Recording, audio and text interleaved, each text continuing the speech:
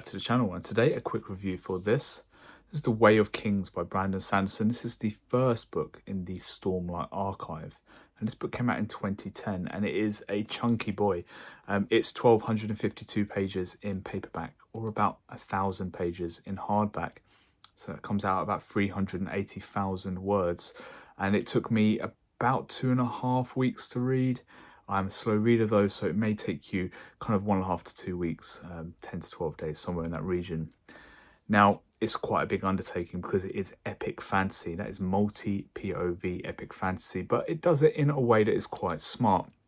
Sanderson gives us 2 primary characters, 2 secondary characters, and then 2 tertiary characters, and they're all given varying amounts of chapters based on that. Now, it's a very, very long book. There's over 80 chapters in this, but what's good about the way that Sanderson has done this is that it's not too long until the plot is progressed, because we have more chapters with our primary characters and we do our secondary and then tertiary. It means that the story gets progressed at a decent pace throughout.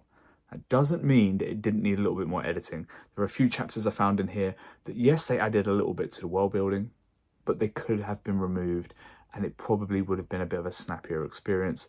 That gets leveled at a lot of epic fantasy of this length, okay? So that's not necessarily a massive detractor at all. The characters in here are very solid.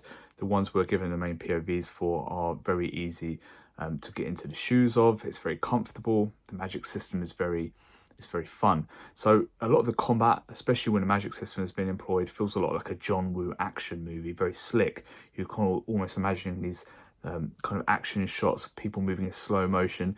But unfortunately, Sanderson does use a lot of exposition to explain the kind of mechanics of this magic that's being used. Unfortunately, that does get in the way a little bit, and it stops what could have been some exceptional action scenes. But do you know what? At the end of the day, it doesn't make too much of a difference. This is epic fantasy at the mid level. So what we're talking about here is it's not quite high fantasy and it's not low fantasy. It's somewhere in the middle. It pleases the masses.